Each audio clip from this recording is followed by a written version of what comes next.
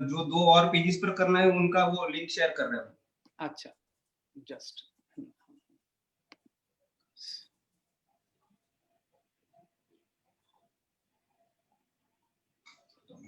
मुझे बता दीजिएगा जब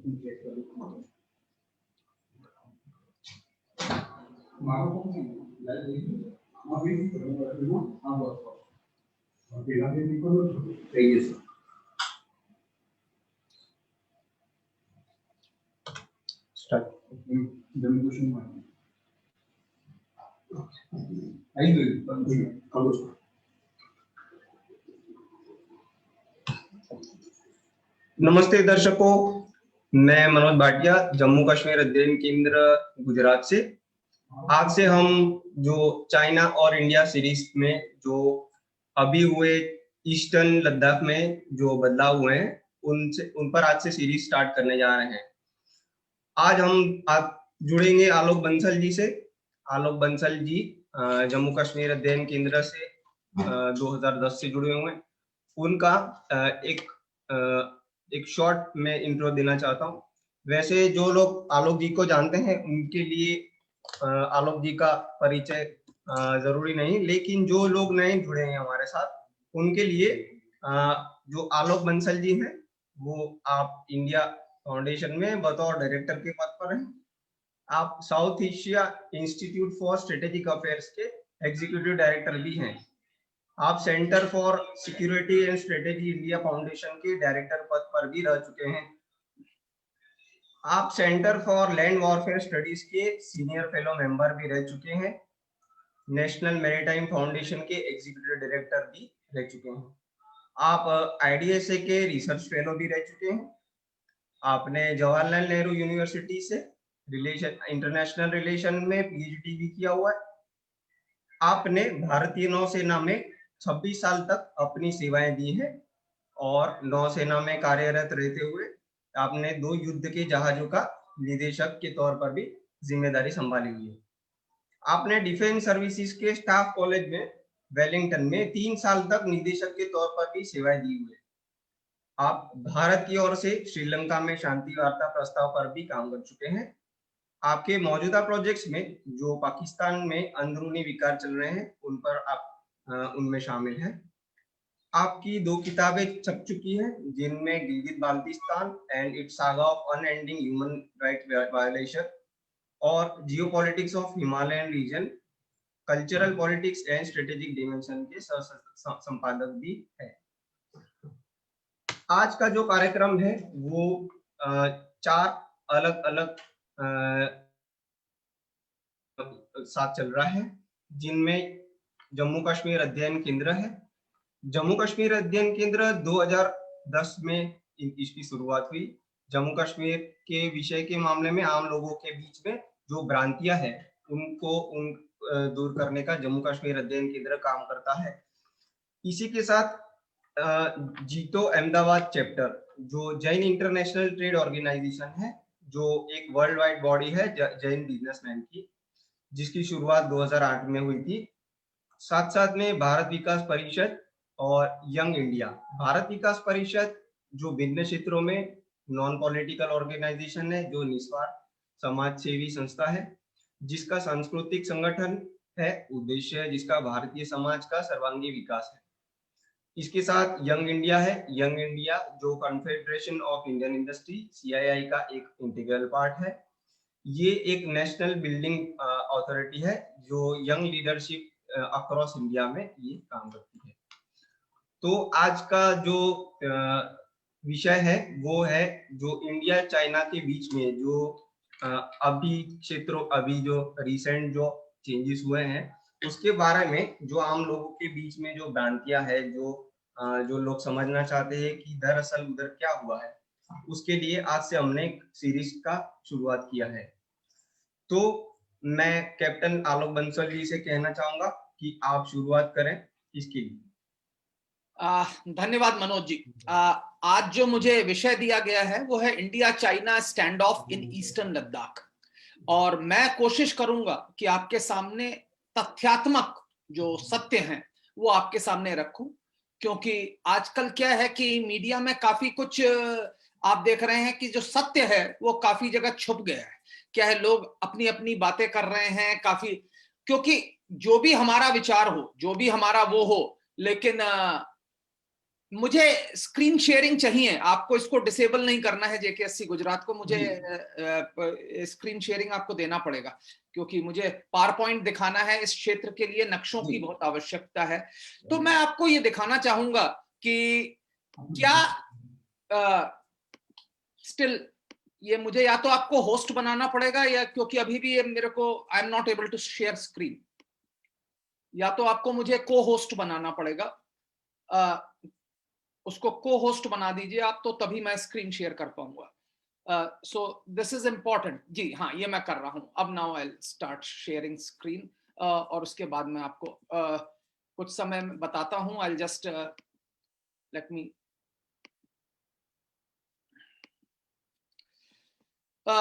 तो ये क्या हो रहा है आज की तारीख में, ये मैं दिखाने की आपको कोशिश कर रहा हूं। ये मेरा एक पावर पॉइंट है छोटा सा, जो मैं आपको दिखाऊंगा कि India China stand of in eastern Ladakh. पहली चीज तो हमें समझना चाहिए कि ईस्टर्न लद्दाख क्या है, जम्मू कश्मीर क्या है, उसका नक्शा आप सबके सामने है, जिससे कि आप अच्छी तरह से समझ लें कि जम्मू कश्मीर का क्या भाग चीन के पास है और किस भाग पे पाकिस्तान ने आधिपत्य कर रखा है। आप इसको बिल्कुल अच्छी तरह से देख सकते हैं, और इसके ऊपर अपना इसको अच्छी तरह से देख लें। अब इसके बाद पहले हम, इससे पहले कि हम भारत चीन के बीच में जो अभी निकट भविष्य में समस्याएं हो रही हैं, उससे पहले हमें चीन को समझना बहुत आवश्यक है, क्योंकि चीन के बारे में इस देश के अंदर काफी भ्रांतियां हैं। या तो हम बिल्कुल डरते हैं, या हमको लगता है कि हम उसको बिल्कुल ही मक्खी की तरह कुचल देंगे, और दोनों ही असत्य नहीं है। ना चीन कोई बहुत बड़ा है हवा है, और ना ही वो इतना इनसिग्निफिकेंट है कि हम उसको मक्खी मच्छर की तरह उसको जो है मसल सके। तो आज के चीन में क्या महत्वपूर्ण चीजें हैं और उसको हमें समझना चाहिए। आज चीन में क्या है, प्रखर राष्ट्रवाद की पुनरावृत्ति हो रही है। चीनी जो राष्ट्रवाद है वो साम्यवाद की जगह जो है राष्ट्र का एक मूल मंत्र के रूप में उभर कर आया है। और इसलिए आप ये एक चीज समझ लीजिए कि जो माओ तुंग का चाइना था, जो साम्यवादी चाइना था, उसके लिए भौगोलिक जो कंसेशंस थे या टेरिटोरियल कंसेशंस थे वो करना बहुत आसान था। जो आज का चीन है उसके लिए, चूंकि राष्ट्रवाद से ग्रसित है, उसके लिए अपनी सीमाओं में परिवर्तन करना बहुत ही मुश्किल है। दूसरी बहुत महत्वपूर्ण चीज जो है वो ये है कि ये हमें समझना चाहिए कि चीन के अंदर एक विचारधारा शुरू से रही है कि हमारे साथ अन्याय हुआ है। उसको ऐसा लगता है कि आज जो विश्व में उसका स्टेटस है वो उसके अनुरूप नहीं है। उसको लगता है कि वो विश्व में सबसे शक्तिशाली देश होना चाहिए। उनका एक नैरेटिव है जिसमें उनको लगता है कि वो मिडिल किंगडम है और अन्य राष्ट्र जो हैं उनके जो है सबजुगेट हैं, जूनियर हैं। उनको ये भी लगता है जो हमारे साथ अन्याय हुआ पहले उसको हम अवेंज करें, क्योंकि उनको लगता है ओपीएम वॉर हुआ, ये हुआ, हमारे ऊपर जबरदस्ती यूरोपीय शक्तियों ने जो है काफी अन्याय किया। तीसरा जो उनके साथ है, उनको ऐसा लगता है कि आज भी विश्व हमारे खिलाफ गैंग अप हो गया है। जो अमेरिका है पूरा अलायंस बना रहा है हमारे खिलाफ और हमको प्रोसिक्यूट करने की कोशिश कर रहा है। चीन आज जो है दुनिया की दूसरी सबसे बड़ी अर्थव्यवस्था है। टेक्नोलॉजी में भी जो है वो अभी भी पश्चिमी देशों से पीछे है, पर जल्दी ही आगे बढ़ रहा है। अगर आप देखें कुछ फील्ड्स में, जैसे बायोटेक्नोलॉजी हो, आर्टिफिशियल इंटेलिजेंस हो, इसमें चीन की कंपनियों ने काफी ज्यादा प्रगति की है और चीन काफी आगे बढ़ रहा है।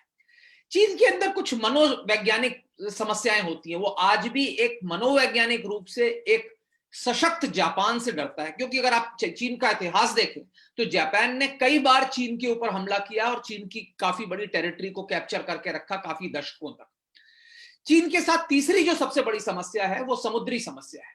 चीन का जो है हमसे बड़ा राष्ट्र है, लेकिन उसकी जो समुद्री सीमा है वो बहुत लिमिटेड है। उसकी जो ओपनिंग है सी की वो बहुत लिमिटेड है, और वो भी जो सी की तरफ जो ओपनिंग है वो अगर दक्षिण की तरफ से जाता है तो मलक्का स्ट्रेट और जो दक्षिण पूर्व एशिया के जो समुद्री मार्ग हैं उनके माध्यम से जाता है, जहां पे उसको चोक किया जा सकता है। पूर्व की तरफ से जाए तो ताइवान और जापान के पास से जाएगा, अगर उत्तर पूर्व की तरफ से जाए तो वो कोरिया के पास से जाएगा। तो जिस तरीके से भारत को निर्बाध रूप से समुद्रों का एक जो एक्सेस मिला हुआ है, उस तरीके का एक्सेस जो है चीन के पास नहीं है। दूसरी महत्वपूर्ण बात यह है कि चीन का जो उत्थान हुआ है, जो आर्थिक उत्थान हुआ है, ये एक फैक्ट्री ऑफ द वर्ल्ड बनकर हुआ है, जिसमें उन्होंने जो है इकोनॉमी ऑफ स्केल लाके दुनिया के सारे राष्ट्रों को इस तरीके की चीजें सप्लाई की हैं जो उनके यहां बनती हैं, और इस इकोनॉमी ऑफ स्केल और चीप लेबर के कारण जो है वो फैक्ट्री ऑफ द वर्ल्ड बन गए। और ऐसी जब चीजें होती हैं तो उनको जो है व्यापार को दूसरे देशों को ले जाना पड़ता है और रॉ मटेरियल को दूसरे देशों से लाना पड़ता है। इसके लिए समुद्री मार्गों का बहुत ज्यादा महत्व है। तो इसलिए जो समुद्र में जो इनकी वल्नरेबिलिटी है ये इनके लिए बहुत चिंता का विषय है। साथ ही साथ क्या है कि 7 दशकों तक साम्यवादी शासन व्यवस्था के अंतर्गत जो धर्म है, जो मजहब है, इसको ये समझने में थोड़ा पूरी तरह से नाकाम है। तो जब कोई भी धर्म का जो मतला आता है तो वहां पे चीन की जो प्रतिक्रिया होती है काफी स्ट्रांग होती है। अगर आप देखें जिनजियांग में जिस तरीके से उन्होंने लोगों को 10 लाखों को 20 लाखों लोगों को कैंप्स में डाल दिया गया है, मिलियंस को, और उनको री एजुकेट किया जा रहा है कि भाई आप कट्टरपंथ से दूर जाएं। साथ ही साथ अभी बीच में इस्लामिक जो क्रिश्चियन चर्चेज हैं उनको डिमोलिश कर दिया, या बीच में वो अपील आई कि बीवेयर ऑफ इंडियन कल्ट्स, कि भारतीय जो संप्रदाय हैं ये आपको खतरा कर सकते हैं, ये समझने की बात है। तो रिलीजन के बारे में वो अभी भी काफी एप्रिहेंसिव है, और इस्लामिक कट्टरपंथ से तो और ज्यादा विशेषकर चिंतित हैं, और इसी का हम असर देख रहे हैं जिनजियांग में। जो जैसे मैंने कहा, चीन की जो आर्थिक जो प्रगति हुई वो इकोनॉमी ऑफ स्केल और चीप लेबर के ऊपर हुई। लेकिन अब क्या है कि सिंगल चाइल्ड पॉलिसी के कारण चीन में जो वर्किंग एज पॉपुलेशन है उसका वो कम होती चली जा रही है, क्योंकि अधिकांश परिवारों में सिर्फ एक बच्चा है। अगर आपको ये बड़ी स्ट्रिक्टली चीन में एनफोर्स किया गया था। मैं जब चीन गया कई बार तो वहां के एक बार मेरे गाइड ने बोला कि जब मेरा भाई पैदा हुआ तो हमारे घर को नष्ट कर दिया गया और मेरे माँ बाप को जेल में भेज दिया गया जब तक कि मेरे भाई को किसी हमारे रिश्तेदार ने गोद नहीं ले लिया। किसी रिश्तेदार ने गोद लिया तब उसके माँ बाप को छोड़ा गया। तो इतनी कट्टरपंथता थी, और इसके कारण क्या है कि आज भी अधिकांश परिवारों में सिंगल चाइल्ड पॉलिसी है। अब इसको चीन की सरकार ने इस नियम को खत्म कर दिया है, लेकिन जो सामाजिक जो परिस्थितियां हैं ना वो बदलती नहीं है। जो एक बार परिवेश में आ गया कि हाँ भाई एक बच्चा, तो वो एक बच्चा ही चलता चला जा रहा है, और इससे क्या है कि जो पॉपुलेशन है उसमें इन्वर्जन हो रहा है।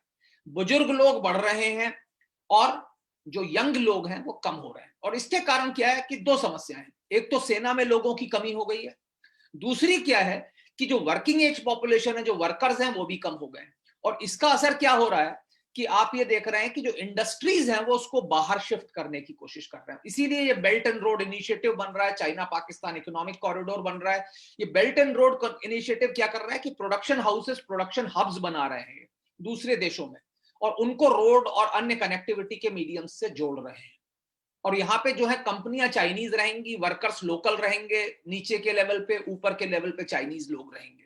तो ये कोशिश की जा रही है। एक और महत्वपूर्ण चीज जो हो रही है कि माओ से तुंग के बाद दंग जियाओपिंग ने तियाननमेन स्क्वायर के बाद एक शासन व्यवस्था बनाई थी जिसमें कि चीन के अंदर एक एब्सोल्यूट ऑटोक्रेसी ना आ जाए, तानाशाही ना आ जाए। और इसके लिए उन्होंने एक सिस्टम किया था कि 10 साल तक एक नेता रहता था और उसके बाद दूसरा नेता आ जाता था। तो आपने देखा होगा दंग जियाओपिंग ने पहले जियांग जेमिन को बनाया, जियांग जेमिन 10 साल तक रहे सर्वोच्च पद पर, उसके बाद हु जिनताओ आ गए। लेकिन अब जब से शी जिनपिंग आए हैं तब से इन्होंने जितने भी संवैधानिक जो इनके ऊपर कंट्रोल्स थे उनको खत्म कर दिया है।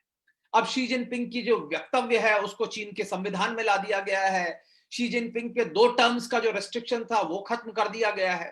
तो अब शी जिनपिंग जो है वापस माओ के स्टाइल पर जा रहे हैं। और जब भी कोई शासन व्यवस्था बहुत ज्यादा ऑटोक्रेटिक हो जाती है तो उसका अंततः विध्वंस होता है। तो ये एक चिंता की बात है। एक और महत्वपूर्ण बात जिसे भारतीयों को बड़ी अच्छी तरह समझना चाहिए, और वो ये है कि जो चीन का जो सामाजिक व्यवस्था है, जो चीन का जो एक आम शहरी है, वो 7 दशकों से धर्म से दूर रहा है। 7 दशकों तक साम्यवाद ही वहां पे धर्म था, लेकिन अब साम्यवादी जो व्यवस्था है, जो विचारधारा है, वो कमजोर हो गई है।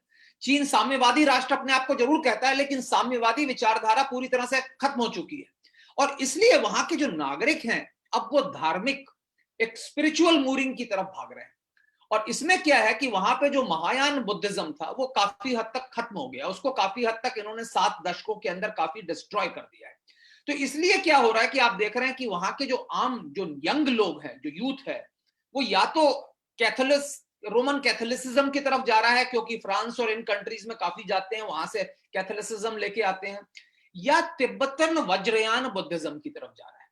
और यहां पे ही आप देखेंगे कि भारतीय जो जो कल्ट्स हैं उनकी भी काफी वहां पे लोकप्रिय हुए हैं। चाहे आप श्री श्री का देखें, अगर आपने वर्ल्ड कल्चरल फेस्टिवल देखा हो यमुना के तट पर, तो उसमें चीन से काफी बड़ी संख्या में लोग आए थे हिस्सा लेने। तो ये चीज है, ये एक महत्वपूर्ण चीज है, और इसे हमें समझना चाहिए कि जो चीन की जो आज स्पिरिचुअल मूविंग है, इसका अगर हम चाहें तो काफी फायदा उठा सकते हैं। अभी रीसेंट डेवलपमेंट्स क्या हुए हैं, अभी पेंडेमिक का जमाना चल रहा है, अभी क्या स्थिति है, यह हमें समझना चाहिए बहुत अच्छी तरह से। पेंडेमिक चीन में निकला, और इसके कारण जो है विश्व के अंदर चीन का काफी निंदा हो रही है। क्यों हो रही है? उन्होंने तैयार किया नहीं किया, सॉरी एक्सक्यूज, इस पे लोगों को मतभेद हो सकता है, लेकिन चीन ने जानकारी छुपाई, इसके बारे में किसी को भी कोई मतभेद नहीं है कि चीन में जब ये वायरस हुआ तो अगर वो उस वक्त दुनिया को बताते तो काफी चीजें इसमें सुधर सकती थी, वो उन्होंने नहीं की। अब इसके कारण विश्व के अंदर काफी नाराजगी है, कई लोग चीन से कंपनियां बाहर निकाल रहे हैं, दूसरे देशों में ले जाने के लिए कोशिश कर रहे हैं। लेकिन इन सब के बावजूद चीन की जो अर्थव्यवस्था है वो वापस पटरी पे काफी हद तक आ चुकी है। चीन की अर्थव्यवस्था अब फिर से एक अच्छे हेल्दी रेट पे गुड़ रही है। दूसरी तरफ भारत की जो स्थिति है, हम काफी लेट इससे प्रभावित हुए, लेकिन आज हम दुनिया के दूसरे सबसे ज्यादा प्रभावित राष्ट्र हैं, और आज भी हमारी संख्याएं बढ़ती चली जा रही हैं। मृत्यु की दर में कल परसों हमारी जो थी राष्ट्र भारत जो है सबसे ज्यादा था, 1000 से ज्यादा लोगों की मृत्यु हुई कोविड के कारण परसों। वो उस वक्त दुनिया में सबसे ज्यादा था, अमेरिका में भी जो सबसे ज्यादा अफेक्टेड कंट्री है वो हमसे थोड़ा कम था। उससे भी बड़ी जो दुर्भाग्य की बात है वो ये है कि अप्रैल से जून के बीच में जो हमारी जीडीपी में जो गिरावट आई है वो दुनिया में सबसे ज्यादा है, और इसके कारण अब ये सोचा जा रहा है कि इस साल की जो हमारी जीडीपी है वो करीब 10% कम होगी पिछले साल की बनस्पत। ये हमारे लिए बहुत बड़ा झटका होगा, क्योंकि हमारी अर्थव्यवस्था इस समय काफी तेज गति से बढ़ रही थी, और ऐसा लग रहा था कि अगर इसी गति से हम बढ़ते रहे तो धीरे धीरे जो आर्थिक रूप से भारत और चीन के बीच में अंतर है वो धीरे धीरे कम हो जाएगा।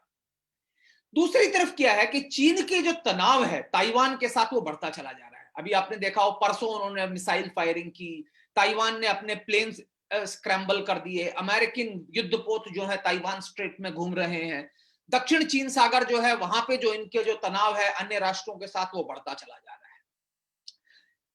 दूसरी तरफ जो हमने क्वाड बनाया है, जिसका हम एक हिस्सा हैं, भारत, जापान, अमेरिका, ऑस्ट्रेलिया, इसके तरफ भी अब थोड़ा इसको और ज्यादा सुदृढ़ करने की चेष्टा की जा रही है।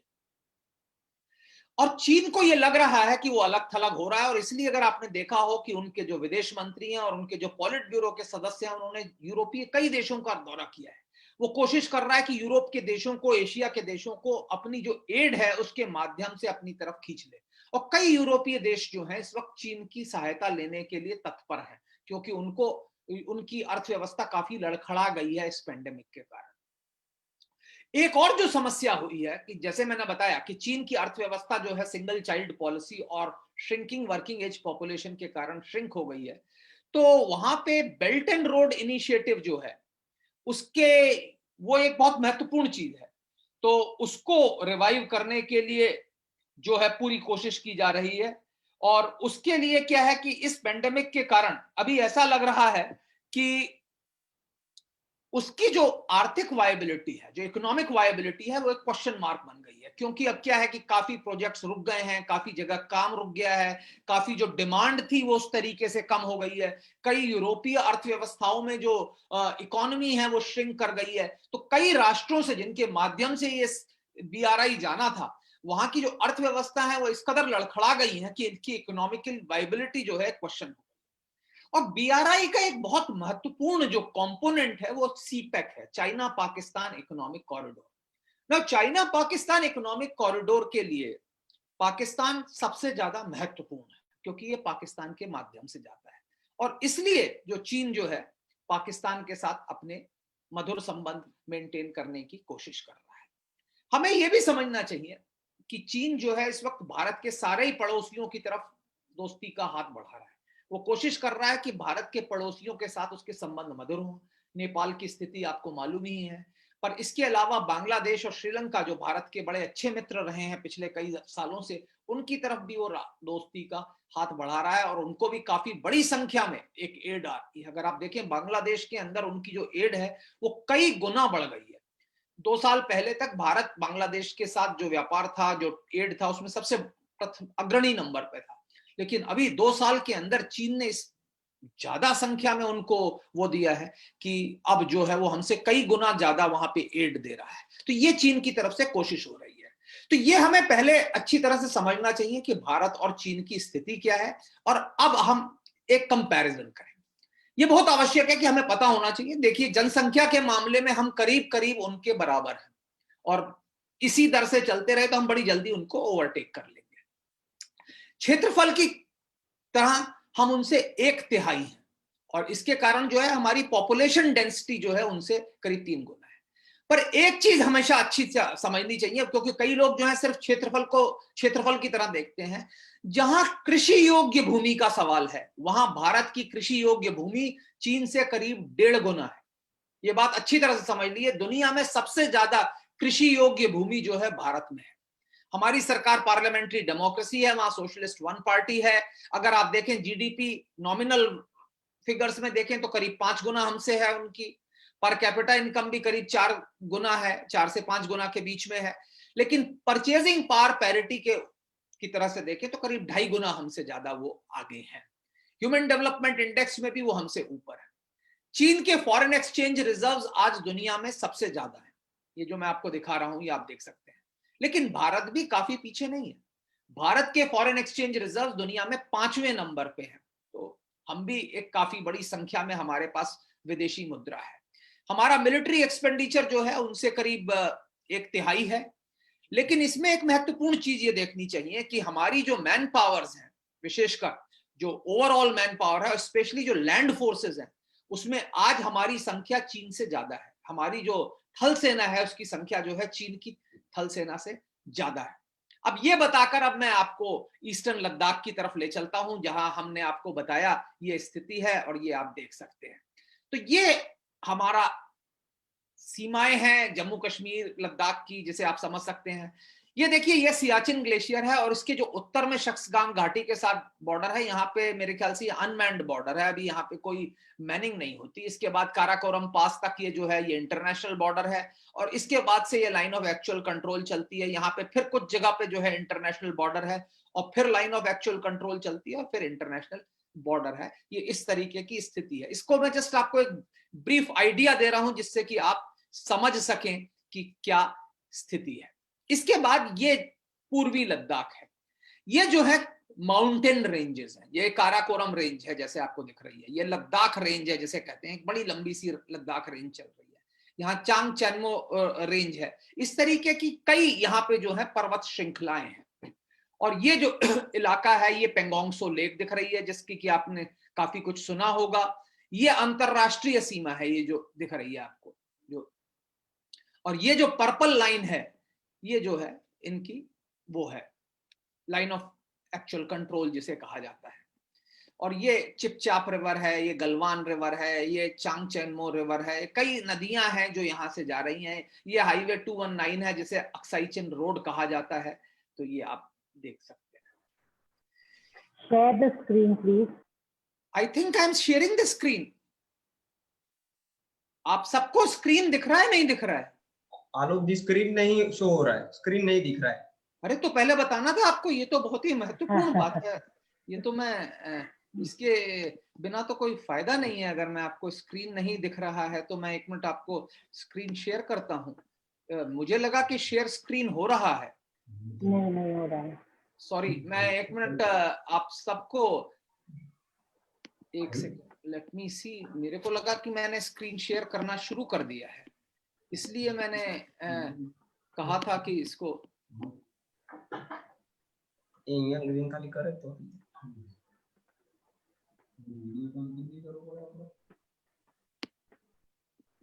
Make him the host or the co-host and then I have see done the- it. Now are you able to see the screen now? Ji No, नहीं, not yet. अभी भी नहीं आ रही। अच्छा, एक सेकंड रुकिए, एक सेकंड मैं करता हूँ, जस्ट 1 मिनट रुकिए, मैं आपको अभी दिखाता हूँ। अब दिख रहा है क्या मेरा स्क्रीन? जी अभी ठीक हाँ, है। yes. अभी दिख रहा है, 1 मिनट रुकिए। मैं दोबारा वापस अपने स्क्रीन पे जा रहा हूं। ये मैंने कवर कर दिया था, इसके बारे में जो कुछ मैंने बोला है आपको, ये सब मैं आपको बता चुका था।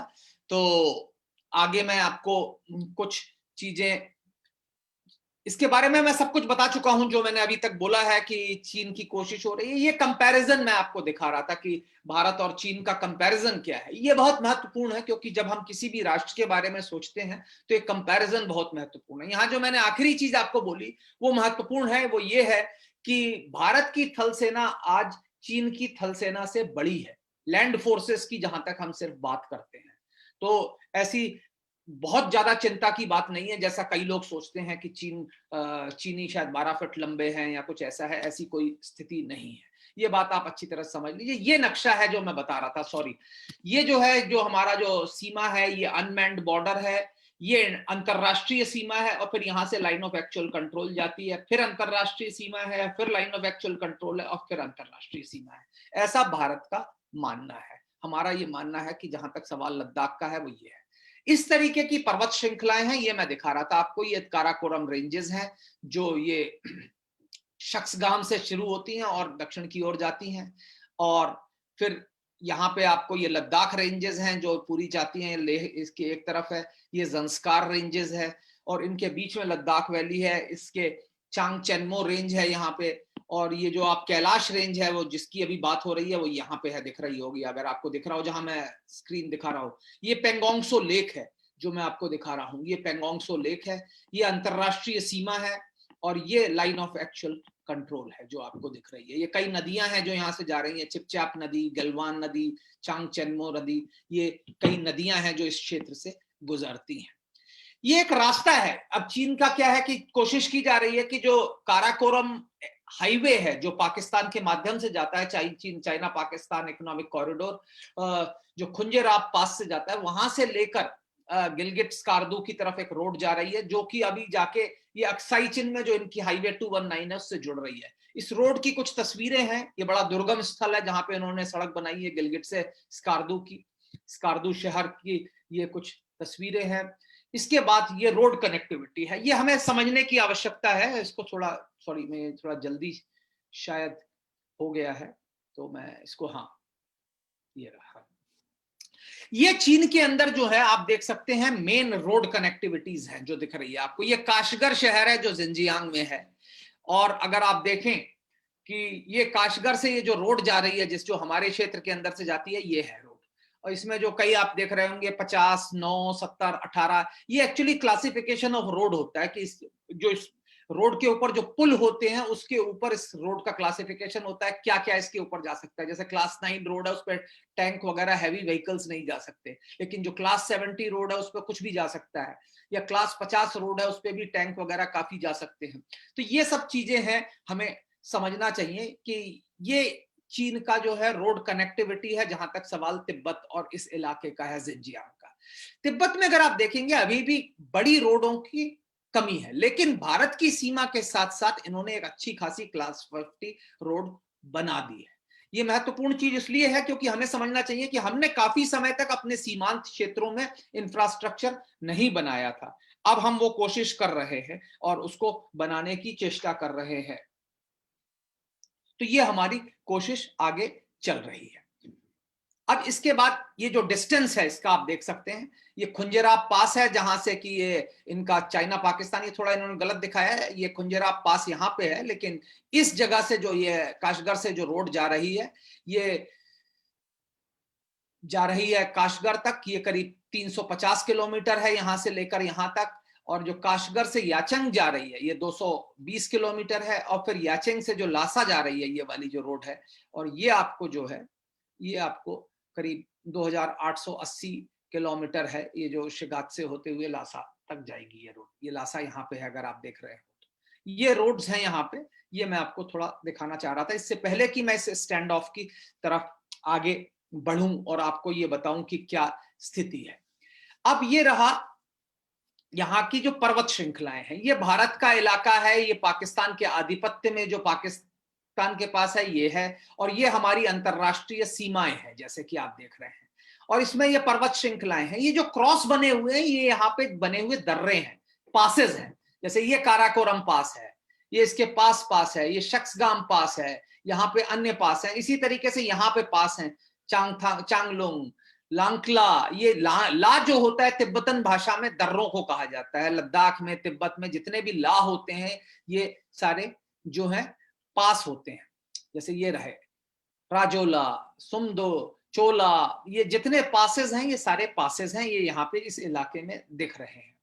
और ये जो रेंज है यहाँ पे एक वो है रेंज है लाकला करके, ये जो अक्साई चिन है इसको दो हिस्सों में बांटती है। ये जो अक्साई चिन इनका जो हाईवे है उसके जस्ट बगल में एक माउंटेन रेंज है, इसको मैं आपको और थोड़ा बेहतर दिखाता हूं इसमें। ये रही वो रोड जो आगे जो मैंने आपको बताया था शख्सगाम घाटी से होती हुई हमारे जो काराकोरम पास की तरफ जाती है। इसकी तस्वीरें हैं, आप देख सकते हो ये किस तरीके का इलाका है। यहाँ कुछ पैदा वैदा नहीं होता, लेकिन बहुत ही दुर्गम इलाका है, सिवाय घास के चरवाहों के लिए ये काफी यूज होती थी, और उस इलाके से ये जाती है। इसकी अन्य रास्ते कई जगह पे आप देख सकते हैं कि इस तरीके का ट्रैक है जहां पे सिर्फ जानवरों के ऊपर इसको क्रॉस किया जा सकता है। अब क्या है, एक इतिहास जानना आवश्यक है कि इस चीन और भारत के बीच में समस्याएं क्यों हैं, और इसको अच्छी तरह से समझना चाहिए कि जो लद्दाख का जो साम्राज्य था वो उसका काफी बड़ा हिस्सा जो था आज जिसे हम पश्चिमी तिब्बत कहते हैं वो इसका हिस्सा था। जैसे गारतोक, रोडोक, ये सब जो थे लद्दाख की सीमा के अंतर्गत थे 975 से लेके 1000 एडी तक, जब वहां के शासक थे किंग नियमा थे। और उसके बाद जो लद्दाख का जो साम्राज्य था वो और आगे बढ़ा, और यहां तक कि उसने शिगात से, लात से, ये करीब करीब जो काठमांडू के उत्तर में जो इलाका है ये भी उसके पास चला गया। और उसके बाद जो है लद्दाख का जो साम्राज्य था वो धीरे धीरे कमजोर होता चला गया, और फिर जो है ये कमजोर होते होते एक ऐसी स्थिति आई कि तिब्बती जो शासक थे वो करीब करीब लेह पहुंच गए, और फिर उन्होंने एक संधि की जिसे कहते हैं ट्रीटी ऑफ टिंगमोसगांग, और जिसमें जो है लद्दाख और तिब्बत की सीमा का निर्धारण किया। लेकिन ये सीमा का निर्धारण किसी नक्शे पे नहीं हुआ, ये बताया गया कि भाई ये इलाका आपके पास है, ये इलाका आपके पास है, ऐसे लिखा गया। और उसके बाद जो है यहाँ पे महाराजा गुलाब सिंह की सेना आई और उन्होंने लद्दाख में कैप्चर किया, और उसके बाद ये इसकी सीमाएं रही। 1842 में महाराजा गुलाब सिंह और चाइना के बीच में और तिब्बत के बीच में एक सीमा का निर्धारण हुआ, और उसमें फिर यह बोला गया कि हम जो पारंपरिक सीमाएं हैं उसका निर्वहन करेंगे, लेकिन कोई नक्शे पर उसका रेखांकन नहीं किया गया। अब उसके बाद क्या है कि ये रहा अक्साई चिन इलाका, जैसा कि आपको दिख रहा है। जो चाइना की क्लेम लाइन थी 1959 की वो ये है, और इसके बीच में जो लाइन ऑफ एक्चुअल कंट्रोल है ये एरिया ऑफ डिस्प्यूट है, जिसे हमें समझना चाहिए क्या स्थिति है। ये वाटरशेड लाइन है, ये महत्वपूर्ण वाटरशेड लाइन है, इसको समझना चाहिए। वाटरशेड उस पॉइंट को कहते हैं जहां पर्वत का सबसे ऊंचा पॉइंट होता है। इसके एक तरफ पानी जो है दूसरी साइड जाता है और इस पे गिरने वाला पानी इसके एक साइड आता है, इसे वाटरशेड कहा जाता है। सामान्यतः जो है अंतरराष्ट्रीय सीमाएं या तो वाटरशेड पे डिसाइड होती हैं या पानी के वाटर ऑब्स्टिकल पे होती हैं, या तो नदियां उसकी सीमा बनाती हैं या वाटरशेड उसकी सीमा बनाते हैं। भारत का हमेशा से यह मानना रहा है कि ये जो कुनलुन माउंटेन रेंजेस हैं ये हमारी सीमा निर्धारित करते हैं एज फार एज चीन इज कंसर्न। तो हमारी जो सीमा जो अक्साई चीन की थी वो कुनलुन माउंटेन रेंजेस पे थी, और यहाँ पे अगर आप देखेंगे कि पर्वत श्रृंखला है जिसके अनुसार हमने इसको अपनी जो है सीमा माना है। ये जो लाक्सांग रेंज है, ये जो है अक्साई चीन को दो हिस्सों में बांटती है, एक पूर्वी हिस्सा और एक पश्चिमी हिस्सा। ये लाक्सांग रेंज क्यों महत्वपूर्ण है, ये मैं आपको फिर आगे चलकर बताऊंगा इसके बारे में। जो गुलाब सिंह जी की ट्रीटी थी 1842 में, उसमें इन जगहों का कईयों का मेंशन किया गया, लेकिन कुछ ज्यादा इसके बारे में बात नहीं की। इसके बाद एक ब्रिटिश बाउंड्री कमीशन आई जिसने इसको बाउंड्री को डिलिनेट करने की कोशिश की। ये जो इलाका था, चूंकि यहाँ पे कोई रहता नहीं था, इसके बारे में ज्यादा बात हुई नहीं अक्साई चीन में, क्योंकि आप समझेंगे कि पारंपरिक रूप से इतिहास में जो है जो शासन होता था वो लोगों के ऊपर होता था, जहां से रेवेन्यू जनरेट होता था। तो वहां पे कोई ऐसा, यहाँ पे चूंकि कोई रहता नहीं था, तो इसके बारे में ज्यादा चिंता नहीं की जाती। लेकिन इसके बावजूद लद्दाख के जो शासक थे वो यहाँ पे जो लोग व्यापारी यहाँ से जाते थे उनसे टैक्स कलेक्ट करते थे, यहाँ पे जो लोग नमक कलेक्ट करते थे उनसे करते थे। और इसी टाइम एक अंग्रेज सर्वेयर था जॉनसन, उसने जॉनसन लाइन का जो डिलिनिएशन किया, उसने कहा कि कश्मीर और जो तिब्बत की सीमा है और जो चीन की सीमा है उसके बीच में ये जॉनसन लाइन है। और ये जॉनसन लाइन वे है जो आपको दिख रही है इस वक्त नीले, और ये जो आज हम भारत की सीमा है इससे काफी अधिक उत्तर में है। अगर आप ये देखेंगे शहदुल्ला करके एक बहुत महत्वपूर्ण जगह है, ये इसके और उत्तर थे। यहाँ पे एक अगर आप देखें एक माउंटेन रेंजेस है, इसके साथ साथ ये जॉनसन लाइन जाती थी। तो ये जो पर्वत श्रृंखला थी इसके साथ साथ जाती थी, और ये ऊपर अगर आप देखेंगे कुछ जम्मू कश्मीर के ऐसे नक्शे होते हैं जिसमें कॉनकेव ना होके कॉन्वेक्स एक लाइन जाती है, ये आप कई जगह देखेंगे। तो ये थी जॉनसन लाइन। और इस टाइम पे जो है चीन का प्रभुत्व इस इलाके से खत्म हो गया था। यहाँ पे एक शासन कशगरिया करके एक राज्य था, उसकी वो हुआ था, काशगर में उसकी कैपिटल थी और उसका साम्राज्य यहाँ पे था।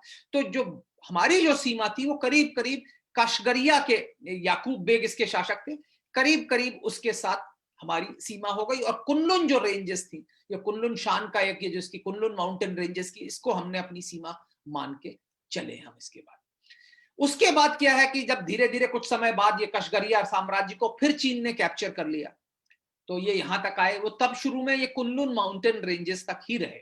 और अगर आप देखेंगे इस समय जो नक्शा बना, और अगर मैं आपको दिखाऊं, यहाँ पे वो लाइन है जो जॉनसन ने बनाई है, ये दिख रही है आपको। और इसके अनुसार जो है महाराजा ने जो है, महाराजा कश्मीर जो थे, उन्होंने जिंजिया, ये जो शहीदुल्ला था, सॉरी, उसमें जो है इन्होंने शहदुल्ला के पास उन्होंने जो है अपना जो एक किला बनाया और वहां पे उन्होंने लोगों से कर वसूलना शुरू कर दिया। ये रहा शहदुल्ला जो आपको इसमें दिख रहा है, ये इसके पास है, ये इनकी सीमा थी। यहाँ पे इन्होंने एक चेक पोस्ट बनाया कस्टम का, जो लोग आते थे उनसे टैक्स कलेक्ट किया।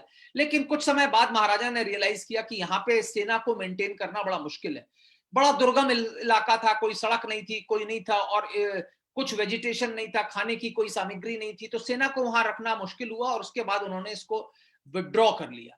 और उसके बाद जो लंदन से जो भारत का मैप पब्लिश हुआ, उसमें भी यही सीमाएं भारत की दिखाई गई 1873 में। और उसके बाद एक फॉरवर्ड पॉलिसी आई और ये सीमा और आगे बढ़ा दी गई, और कशगरिया की जो लिमिट थी बिल्कुल वहां तक हमारी सीमाएं हमने दिखाई। और उसके बाद जो है चीन फिर वापस इस तरफ आया, और उसके बाद फिर सीमाओं पे कुछ डिस्कशन हुआ। इस टाइम पे कैप्टन यंग हस्बैंड का एक्सपेडिशन गया, उन्होंने कहा चाइना का क्लेम्स देखा जाए, मीटिंग हुई कशगर की। उस समय चीन ने कहा कि भाई हमारी जो काराकोरम जो रेंज है, ये काराकोरम रेंज दिख रही है आपको यहाँ पे, यहां तक हमारी सीमा है। ये चीन का उस वक्त का कहना था। उनका कहना था कि अक्साई चीन जो है हमारा हिस्सा है। इसके ऊपर डिस्कशन हुआ। 1890 में इन्होंने शाहिदुल्ला कैप्चर कर लिया, मार्कर्स चीन ने शाहिदुल्ला कैप्चर किया, मैं बता रहा हूं। और 1892 में काराकोरम पास पर उन्होंने बाउंड्री मार्कर लगाया। ये भारत चीन सीमा में आज की तारीख में ये एकमात्र ऐसी स्थिति है, जिसके जगह है जिसके बारे में भारत और चीन के बीच में एका है कि हाँ भाई काराकोरम पास हमारी बाउंड्री है, क्योंकि यहाँ पे आज भी बाउंड्री मार्कर है जो उस जमाने में लगाया गया था कि ये भारत चीन की सीमा है। और उसके बाद जो है एक चीनी सर्वेयर आया और उसने अक्साई चीन में सर्वे किया। उसने 1891-92 में किया और उसने कहा कि अक्साई चीन जो है भारत का चीन का हिस्सा है। लेकिन उसके बाद एक चीन में काशगर में एक मीटिंग हुई और उसके बाद अंग्रेजों ने अपनी जो लाइन थी उसको बदला। उन्होंने एक मैकडोनाल्ड मैकार्टनी लाइन की और अक्साई चीन के ऊपर कोई डिसीजन नहीं हुआ। लेकिन उसके बाद एक जॉन अर्डग आए, उन्होंने जो है जॉनसन अर्डग लाइन की और ये फिर वापस यही हम इसी सीमा की तरफ बढ़ते चले गए। लॉर्ड एल्गिन ने एक नया नक्शा निकाला। चीन ने इतनी जितनी भी सीमाओं का निर्धारण किया, चीन की तरफ से इस दौरान में कोई भी जवाब नहीं आया और इसके लिए जो है कई एग्रीमेंट्स होते चले गए, कभी कोई सीमा मानी गई, कोई मानी गई। लेकिन उसके बाद जैसे चीन का साम्राज्य कमजोर पड़ा, 1911 से अंग्रेजों ने ये जो आज भारत की सीमा है इसको पूरी तरह से माना और 1947 में जब भारत स्वतंत्र हुआ तो हमने ये जॉनसन आर्डग लाइन इनहेरिट की है, जो यहां से जाती है, ये जो बीच में आप देख रहे हैं जिसमें शख्सगाम घाटी इंक्लूडेड है और यूं जाती है। और ये जो पुरानी जॉनसन लाइन है इसको आज भारत के नक्शे नहीं मानते। इसके जो उत्तर में जो इलाका है ये रस्कम घाटी है और इसके भी और उत्तर में एक इलाका है जो तकदुम्बश पामीर कहते हैं। भारत के कई नक्शों में ये इलाका भी आपको भारत के अंदर दिखेगा। जो 1952 में भारत का नक्शा छपा उसमें यहाँ पे सफेद इलाका होता था, अगर आप देखें उसमें लिखा था boundary not demarcated.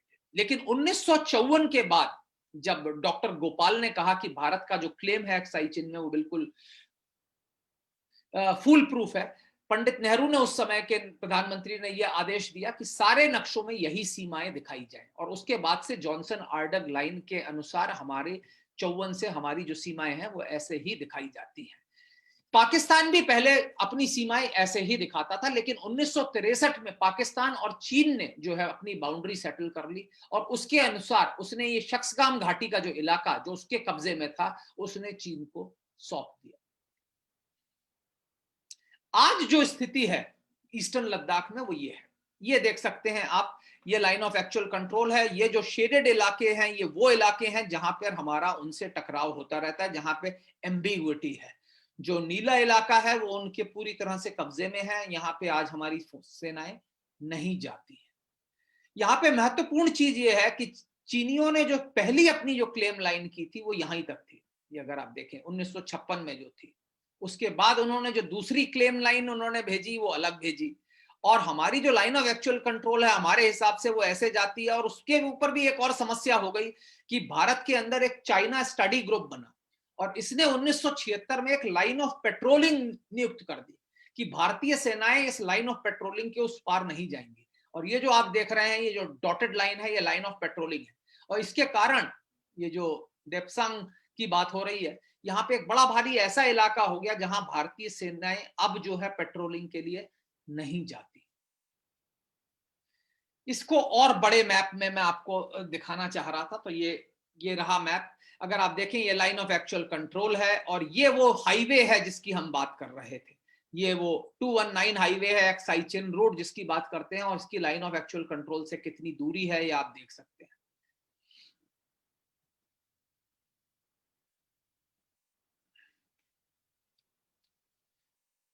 Points of dispute जहां पे होता है, ये देप्सांग बल्ज है जिसकी बात मैं कर रहा था जहां पे कि हमने लाइन ऑफ पेट्रोल बनाई है। इस जगह पे कुछ समस्याएं हैं। ये छोटे छोटे जो बिंदु आपको दिख रहे हैं जो शेडेड दिख रहे हैं ये वो जगह हैं जहां पे हमारे हमेशा इनसे टकराव होता रहा है। जैसे पेंगोंग त्सो के उत्तर में है फिंगर्स में और ये कैलाश रेंज का इलाका है जहां पे हमारा ये था। ये स्पेंगुर गैप है इसके बाद और ये अन्य जगह है, क्योंकि आपने कई बार सुना होगा ये क्या हो रहा है कहाँ हो रहा है इसके बारे में। ये जो इलाके हैं ये है और ये दक्षिण में चुमार का इलाका है जहां पे अभी कुछ समस्याएं हो रही हैं। ये देप्सांग बल्ज है। जैसे मैंने कहा ना कि हमारा मानना है कि लाइन ऑफ एक्चुअल कंट्रोल इस तरीके से जाती है। चाइनीज जो क्लेम लाइन है, जो चाइनीज 1959 की जो इनकी क्लेम लाइन है वो ये है और 1976 में हमारे यहाँ लाइन ऑफ पेट्रोल जो है वो इस तरीके से ले डाउन किया गया था कि इसके आगे नहीं जाएंगे। ये पेट्रोल पॉइंट्स बनाए गए थे।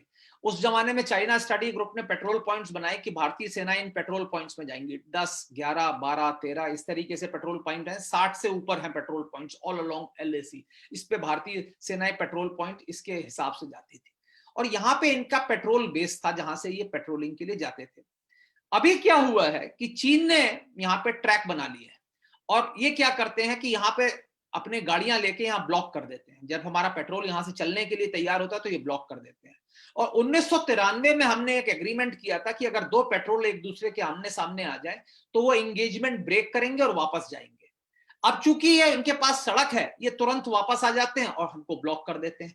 तो हमारी जो सेनाएं हैं, ये जो ट्रेडिशनल पेट्रोल पॉइंट्स हैं, इसके पास भी आज की तारीख में नहीं जा पा रही हैं। और इसी के ऊपर अगर आपने देखा हो कि इंडियन एक्सप्रेस में एक आर्टिकल आया था कि हमने ये कर दिया, हमारा कुछ जमीन जो है अभी चीन के पास चली गई। तो हकीकत जो है वो ये स्थिति है आज की तारीख में, जहां तक सवाल ये देप्सांग प्लेन का है। ये रहा आपका पेंगोंगसो का इलाका।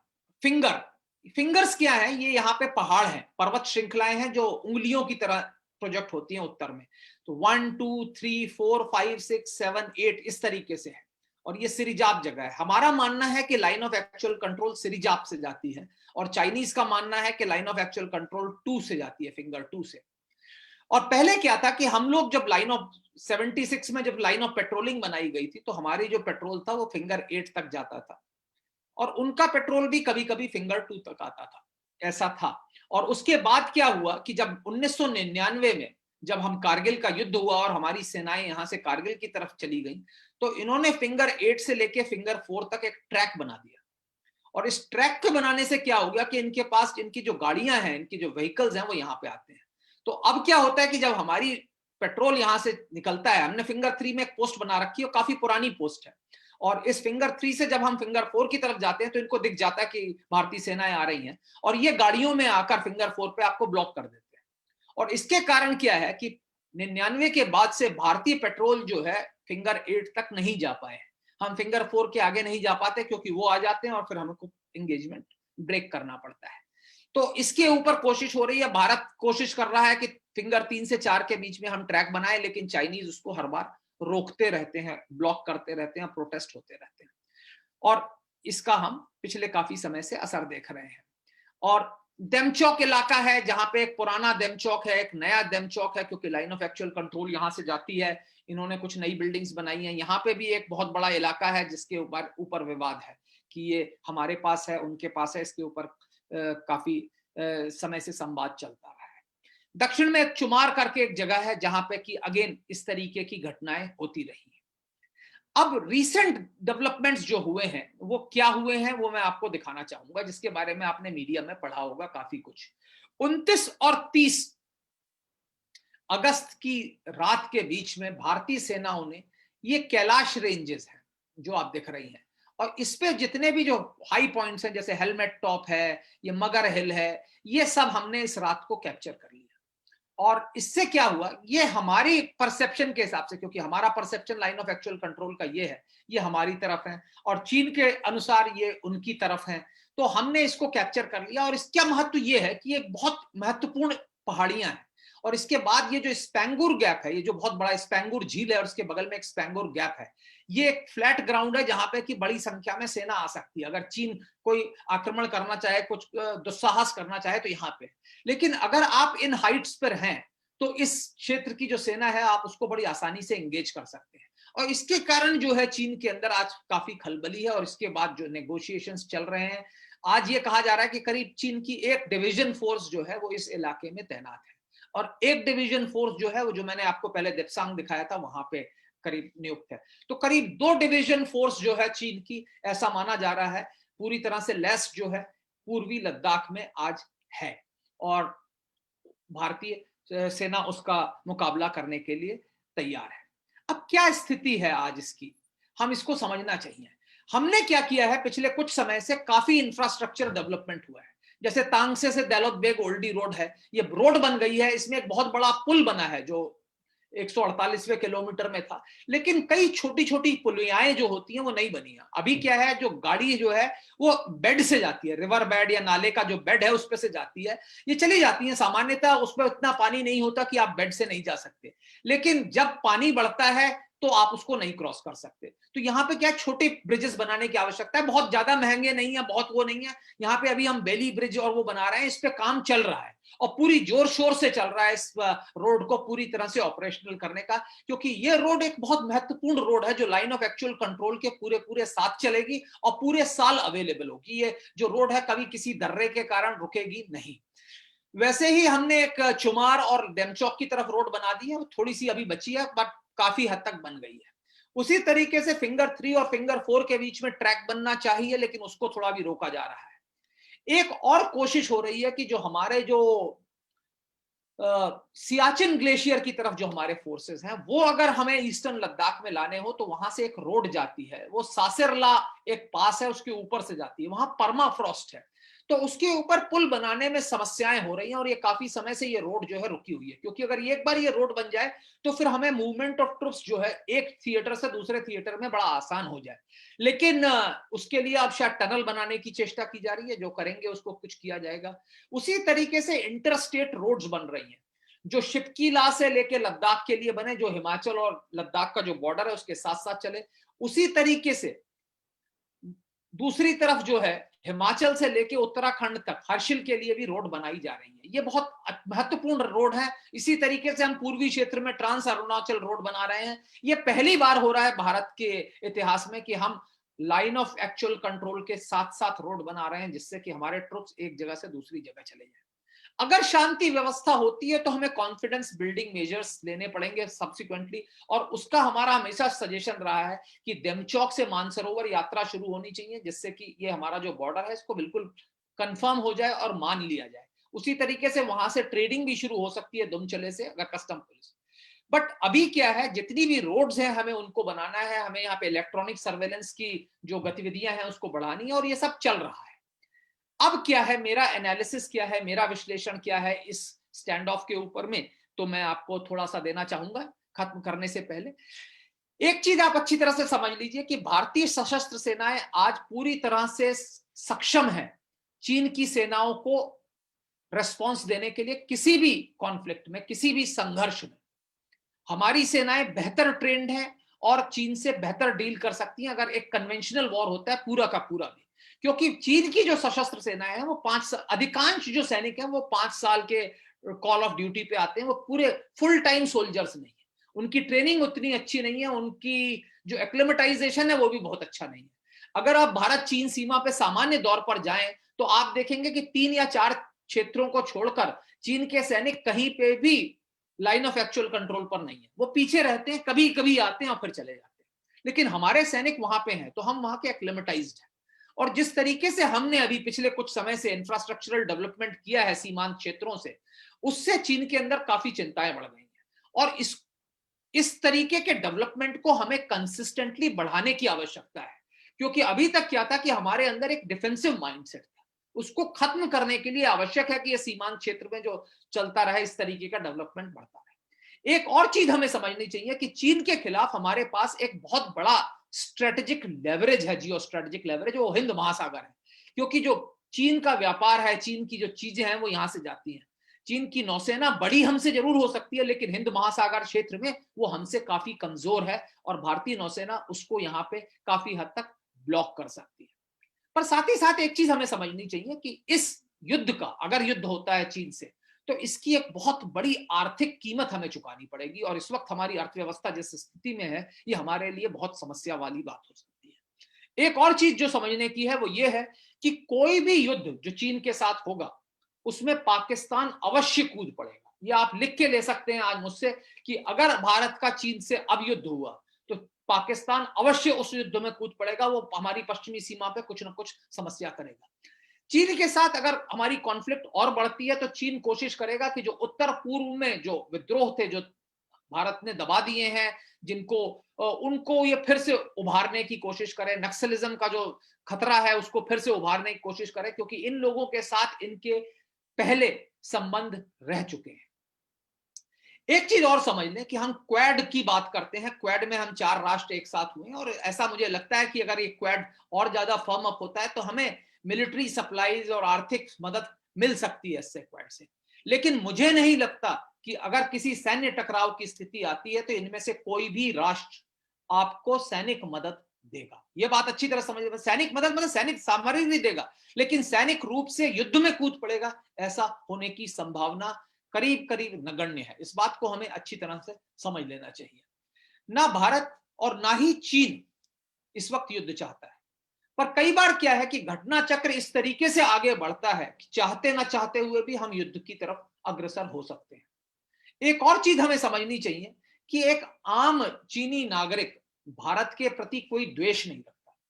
पीएलए रख सकती है, कम्युनिस्ट पार्टी ऑफ चाइना रख सकती है, पर अगर आप चीन में जाएंगे तो एक आम चीनी शहरी के मन में भारत के प्रति कोई द्वेष नहीं है, उनको भारत से कोई वो भी नहीं है। तो ये हमें अच्छी तरह से समझनी चाहिए।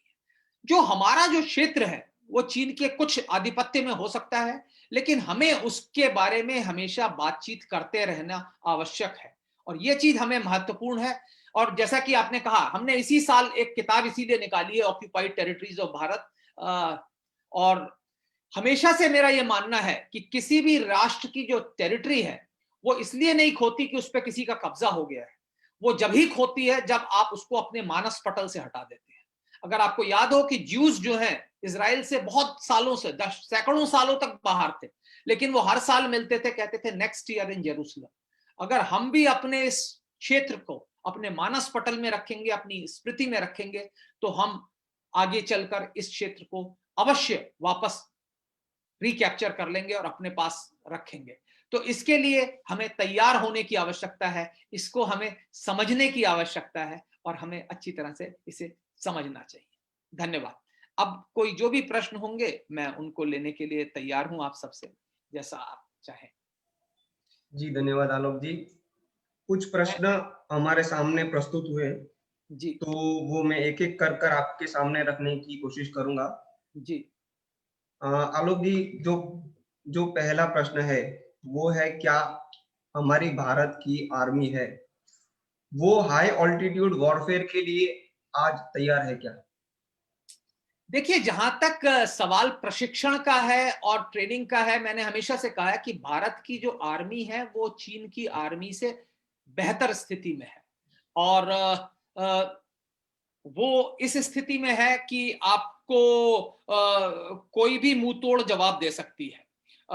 लेकिन जहां तक सवाल इक्विपमेंट का है, आर्मामेंट का है, और उसमें कुछ कमियां हो सकती हैं, लेकिन आज भी मेरा यह मानना है कि जो माउंटेन रीजन है वहां पे हम उनसे बेहतर स्थिति में, हम ज्यादा सक्षम स्थिति में हैं, और कोई भी लोकलाइज्ड वॉर में हम उनको मुंह तोड़ जवाब दे सकते हैं। तो ये मेरा उत्तर होगा। जी आलोक जी, जो दूसरा प्रश्न आया है वो है कि जो फिंगर 4 से जो फिंगर 8 का बीच का एरिया है, इस बीच के एरिया में, इस क्षेत्र में क्या भारत ड्रोन का इस्तेमाल कर सकता है? देखिए, ड्रोन का इस्तेमाल हम करते भी होंगे, लेकिन ड्रोन की लिमिटेशंस होती हैं। एक तो क्या है कि ड्रोन जो है इलेक्ट्रॉनिक सर्वेलेंस जो करता है, वो इस इलाके में पर्वत श्रृंखलाएं होने के कारण उतनी बेहतर नहीं हो पाती। ऑप्टिकल सेंसर्स भी जो है काफी लिमिटेशंस हो जाती है।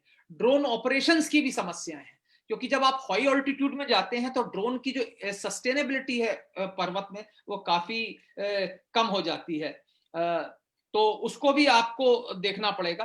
तो ड्रोन का उपयोग हो रहा है, लेकिन काफी सीमित हो सकता है, क्योंकि वहां का जो क्लाइमेट है, वहां की जो एयर की जो रेयरिटी है, इन सब चीजों को का भी एक प्रश्न है, एक कारण है, जिसके कारण ड्रोन की जो एफिकेसी है वो इस टेरेन में काफी कम हो जाती है। तो आप देख सकते हैं, और पूछ लीजिए प्रश्न। जी आलोक जी, अभी मौजूदा परिस्थिति में जब चाइना में जब कम्युनिज्म है जो फेल होता जा रहा है, तो जी क्या जो भारत के कम्युनिस्ट है हाँ। वो अभी भी जो माओ का जो कम्युनिज्म है उसके प्रति उनका प्यार अभी भी बरकरार है? इस बारे में आप क्या? देखिए, अगर कम्युनिस्ट मूवमेंट भारत में जो है, अगर आप उसके इतिहास में जाएंगे तो 62 में भी इनके बीच में मतभेद हुआ था। एक बड़ी संख्या में, जब हम युद्ध में थे तब भी एक बड़ी संख्या में लोग ऐसे थे जो क्या कहते हैं, चीन का समर्थन कर रहे थे, और तभी ये सीपीआई और सीपीआईएम का जो डिवीजन हुआ था वो उस क्षेत्र में हुआ था। इनफैक्ट आज एक बड़ी संख्या में भारत में ऐसे माओवादी हैं जो ये समझते हैं कि आज का चीन जो है माओ के सिद्धांतों से भटक गया है, पर वो जो है आज भी उन सिद्धांतों की तरफ बढ़ रहे हैं। पर सबसे बड़ा जो उनके लिए जो लेसन होगा वो यही होगा कि चीन, सोवियत संघ, ये सब जो है साम्यवादी विचारधारा से दूर जा चुके हैं आज की तारीख में, और इसे हमें समझना चाहिए। जी। एक और प्रश्न आया है, क्या अगर भारत से युद्ध हो जाता है तो चाइना का भारत के प्रति जो रवैया है वो बरकरार रहेगा या फिर इसमें बदलाव आ सकता है? किसका रवैया? पाकिस्तान? नहीं, जो चाइना का रवैया है जो भारत के प्रति, जो युद्ध अगर हो सकता है दोनों देशों के बीच में, तो उनका रवैया भारत के प्रति एक जैसा रहेगा कि इसी में कोई बदलाव आ सकता है? देखिए, बिल्कुल बदलाव आएगा। अगर किसी भी दो राष्ट्रों का टकराव होता है तो उस राष्ट्र के नागरिक को दूसरे राष्ट्र के प्रति सद्भाव तो नहीं रख सकते। लेकिन आज क्या है कि सामान्यतः आज चीनियों को यह पता ही नहीं है कि 1962 में भारत और चीन के बीच में युद्ध हुआ। अगर आप आज चीन जाए तो आपको ये जानकर आश्चर्य होगा कि 80% से ज्यादा जनसंख्या को ये नहीं पता कि 1962 में भारत और चीन के बीच में युद्ध हुआ था। लेकिन अगर कल को ये युद्ध होगा तो अवश्य, और अगर पब्लिसाइज होगा तो बिल्कुल उनको ये लगेगा कि ये जो है इसका क्या वो। एक प्रश्न आया है कि अगर भारत का चीन से युद्ध हो जाता है तो बिजनेस के रिलेशन के मामले में वो भारत के लिए ठीक रहेगा या नहीं? देखिए, आर्थिक रूप से तो इस वक्त बहुत नुकसान होगा, इसमें कोई शक की बात नहीं है, क्योंकि युद्ध होना मतलब आपके जो सारे रिसोर्सेज हैं वो युद्ध की तरफ चले जाते हैं। हम ऑलरेडी एक पेंडेमिक से जूझ रहे हैं, तो युद्ध होना हमारे हित में नहीं है। लेकिन हमारी सशस्त्र सेनाएं तैयार हैं और चीन को मुंह तोड़ जवाब। हम युद्ध नहीं चाहते, ये बात अच्छी तरह से समझ लीजिए। भारत में और प्रधानमंत्री ने भी कहा, गृह मंत्री ने भी कहा, और विदेश मंत्री ने भी कहा, और हमारे रक्षा मंत्री ने भी कहा कि युद्ध हम नहीं चाहते, पर हम अपनी सार्वभौमता और सोवरेनिटी की पूरी तरह से रक्षा करना चाहेंगे और रक्षा कर रहे हैं। आलोक जी, जो मौजूदा परिस्थिति है जिसमें चाइना भारत को भौगोलिक के आधार पर चारों ओर से घेरने की कोशिश कर रहा है, तो इस केस में भारत का क्या काउंटर रहेगा? देखिए, ऐसा नहीं है कि हम कुछ नहीं कर रहे। जैसे मैंने कहा, हमने क्वाड बना लिया है, 4 बहुत सशक्त राष्ट्र हैं। हम फ्रीडम ऑफ नेविगेशन की बात करते हैं, जो दक्षिण चीन सागर में आज की तारीख में जो फ्रीडम ऑफ नेविगेशन, जो वहां से पेट्रोल्स जा रहे हैं, उनकी क्या स्थिति है, ये सब जो चीजें हैं। तो हमारे साथ भी विश्व के अधिकांश जनमत हमारे साथ है। जैसे मैंने कहा, चीन आज की तारीख में अलग थलग पड़ गया है विश्व के अंदर, और हमारे काफी वो है। लेकिन चीन भी कोशिश कर रहा है अपनी नई अलायंसेस बनाने का, तो ऐसा नहीं है। और भारत के आज की तारीख में अधिकांश पड़ोसी देश भारत के साथ हैं। एक पाकिस्तान को छोड़ दें और कुछ हद तक अब नेपाल को छोड़ दें, तो भारत के सारे पड़ोसी देश जो हैं आज भी भारत को अपना अभिन्न मित्र मानते हैं। पर चीन कोशिश कर रहा है कि हमको किस तरीके से करे। लेकिन जहां तक सवाल हिंद महासागर क्षेत्र का सवाल है, एशिया का सवाल है, अफ्रीका का सवाल है, भारत की एक बहुत अच्छी गुडविल है।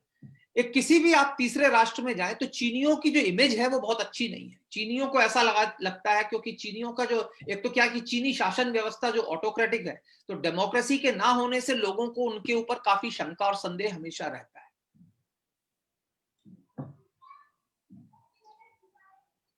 आलोक जी, अभी इस परिस्थिति में जो अमेरिका उसने जो साउथ चाइना सी में अपने युद्ध को तैनात किए हुए, तो ये परिस्थिति में क्या उसका भारत के प्रति प्यार है या उसका स्वयं का खुद कोई अलग टारगेट है? देखिए, हर राष्ट्र जो है अपने हित के अनुसार कार्य करता है। इस वक्त अमेरिका जो है चीन को काउंटर करना चाहता है, आपका महत्व है। लेकिन एक चीज हमेशा समझ लीजिए कि भारत और अमेरिका के बीच में जो एक कॉमन वैल्यूज है ना, वो हमको और साथ में लाती है। जैसे भारत जनतांत्रिक देश है, बहुलता का देश है, उसी तरीके से जो अमेरिका जो है जनतांत्रिक और बहुलता वाला देश है। तो हमारी जो कॉमन वैल्यूज हैं, they drive us together even if interest sometimes may be against. तो अगर आप अमेरिका का इतिहास देखें, वो कभी हमारे साथ रहता है, कभी हमारे साथ नहीं रहता, वो अलग चीज है। अगर आप देखें, परसों ही 14 अमेरिकन सांसदों ने एक बिल लाया है कि भारत को पर्टिकुलर कंसर्न में माना जाना चाहिए धार्मिक स्वतंत्रता के मुद्दे पे, और उसमें 10 रिपब्लिकन हैं और 4 डेमोक्रेट हैं। तो इस तरीके के भी बिल आते रहते हैं।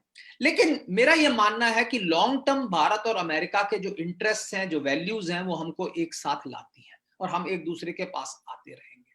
लेकिन आज का जो अमेरिका है, ट्रंप का अमेरिका, बड़ा अनरिलायबल अमेरिका है, लेट्स बी वेरी क्लियर। क्योंकि ट्रंप के अमेरिका का के ऊपर भरोसा नहीं किया जा सकता। आज वो कुछ बोले, कल कुछ बोले, परसों कुछ बोले।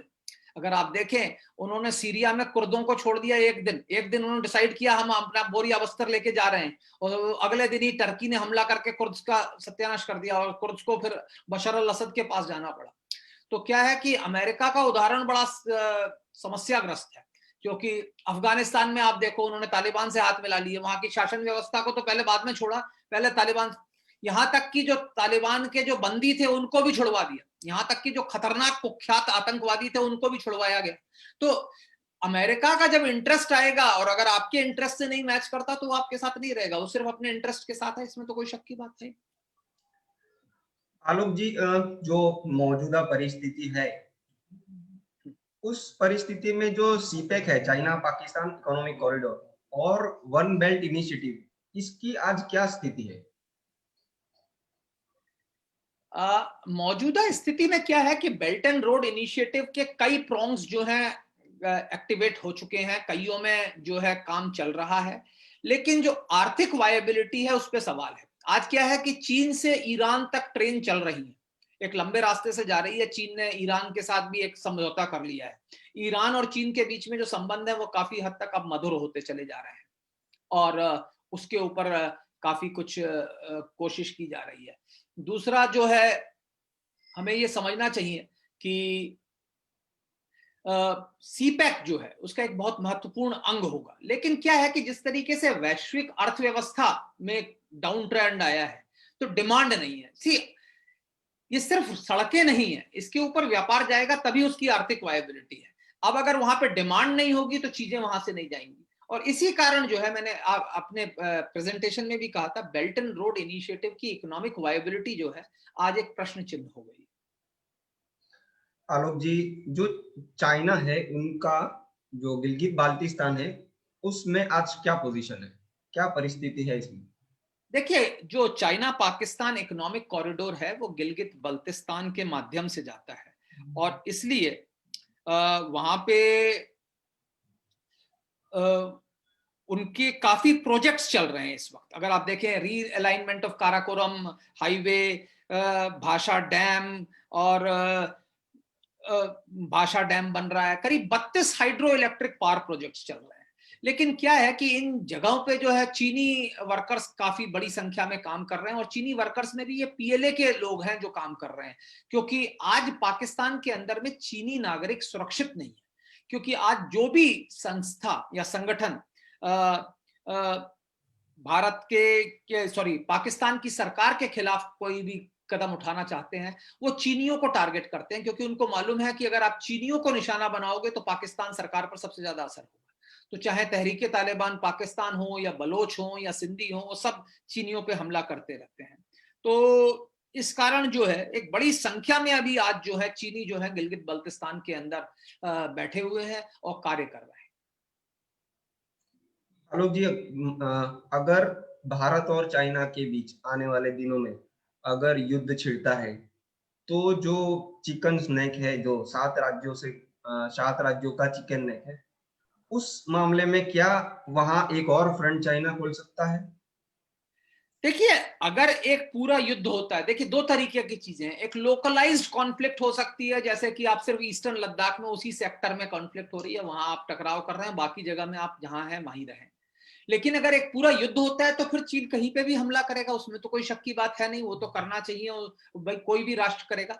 लेकिन चिकन स्नैक एरिया में हम उतने वल्नरेबल नहीं है आज की तारीख में, ये समझ लीजिए। क्योंकि एक तो क्या है कि अब बांग्लादेश के माध्यम से भी हमारा ट्रैफिक जा रहा है आज की तारीख में, हमें ट्रांजिट ऑलरेडी मिल चुका है। दूसरा, जो चुंबी वैली का इलाका है वो एक्चुअली वो इलाका है जहां भारत की स्थिति टेक्टिकली सुदृढ़ है। अगर चीन किसी इलाके में सबसे ज्यादा भारत से डरता है तो मेरे ख्याल से वही इलाका है।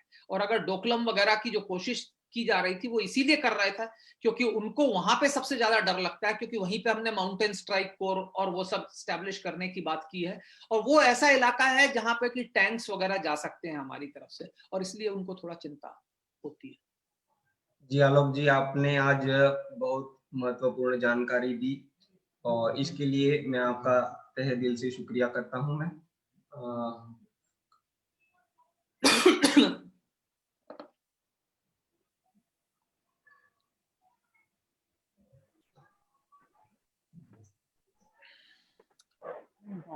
शक्ति मुंशी जी कुछ पूछना चाह रही थी, उन्होंने हाथ I wanted to ask a question. Ji Can I शक्ति ask a question? जी शक्ति क्या? जी। अभी तक आपने जो कहा वो सारा मैकेनिकल वॉर पे था, but how aware and prepared are we for a digital war or a chemical war? And is there a possibility of that? बिल्कुल, आपने जो कहा ये बात सही है। डिजिटल वॉर तो चल ही रहा है। अगर आप देखें चाइना के साइबर अटैक्स तो हम पर होते रहते हैं। अगर आप देखें साइबर अटैक्स बहुत होते हैं और हमको उसके लिए तैयारी करने की बहुत जरूरी है, इसमें कोई शक की बात नहीं है। और उसके लिए मेरा मानना है कि भारत का जो सुरक्षा तंत्र है अब वो काफी चिंतित है और उसके ऊपर तैयारियां की जा रही हैं। हमारे यहाँ एक नेशनल लेवल पे एडवाइजरी कमेटी बनाई गई है इसके लिए, ई सिक्योरिटी के लिए, इलेक्ट्रॉनिक सिक्योरिटी और साइबर सिक्योरिटी के लिए, और वो लोग उस पर कर रहे हैं। जहां तक सवाल केमिकल वॉर का है, वो एनबीसी में आता है, न्यूक्लियर बायोलॉजिकल केमिकल, जो इस वक्त वैश्विक रूप में प्रतिबंधित है। चीन के पास केमिकल वॉरफेयर का स्टॉक पाइल है और हमें उसके लिए तैयार रहना चाहिए। पर मेरा यह मानना है कि अभी निकट भविष्य में चीन चूंकि एक वैश्विक शक्ति के रूप में उभरने की कोशिश कर रहा है, वो न्यूक्लियर बायोलॉजिकल और केमिकल वॉरफेयर का प्रयोग नहीं करेगा। प्रथम प्रयोग तो कम से कम नहीं करेगा, क्योंकि ये उनका मानना है कि हम जो है फर्स्ट यूज, जो no first use of nuclear biological और केमिकल वॉरफेयर नहीं करेंगे। ऐसा उन्होंने कई बार कहा है, लेकिन हमें उसके लिए तैयार रहना पड़ेगा, क्योंकि कहना एक बार होता है, कथनी और करनी में कई बार फर्क होता है। I want to ask a question. एक क्वेश्चन मैं पूछ सकती हूँ? जी दीदी जी। हाँ, अगर सपोज कोई केमिकल वॉर होती है या न्यूक्लियर वॉर का कुछ बनता है, तो फिर क्या हमें और countries will jump in like US and all, उनका स्टॉक पाइल डिस्ट्रॉय करने के लिए? देखिए, अगर न्यूक्लियर बायोलॉजिकल केमिकल वॉरफेयर होता है तो वैश्विक प्रतिबंध, वैश्विक संगठन इसमें जरूर एक्टिव होंगे और इसमें काफी मेरे को ऐसा लगता है कि अगर इस तरह की स्थिति होती है तो फिर विश्व के कई राष्ट्र हमारे साथ आएंगे और इसको काउंटर करने में भारत की मदद करेंगे। और मेरे ख्याल से चीन भी इस बात को अच्छी तरह से समझता है और वन ऑफ द रीजंस है कि वो कम से कम खुलेआम एनबीसी का प्रयोग नहीं करेगा, ऐसा मेरा मानना है। लेकिन जैसे मैंने कहा, इसका क्रियान्वयन कितना होगा इस पे कहना थोड़ा मुश्किल है, लेकिन मेरा ऐसा मानना है चूंकि एक परमाणुविक शक्ति के खिलाफ वो एनबीसी का प्रथम यूज करने की उनका डॉक्ट्रिन नहीं है और शायद वो करना ना भी चाहें, क्योंकि अगर विश्व में उनको अपनी साख मेंटेन करनी है तो इस तरीके की चीजें उन्हें शायद अवॉइड करनी पड़े। तो ये मेरा वो था इसके बारे में, और बाकी तो आप जैसा समझें उसके बारे में उसको कह सकते हैं आप लोग। जी आलोक जी, बहुत बहुत धन्यवाद आपका। आपने आज समय निकाला इस सीरीज के पहले अध्याय के लिए। जी जी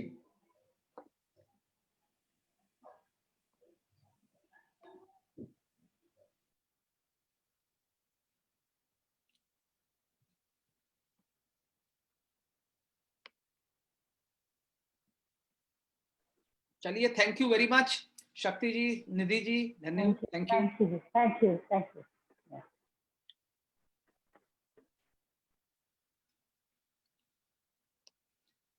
आपका कैमरा काफी टाइम तक ऑफ था।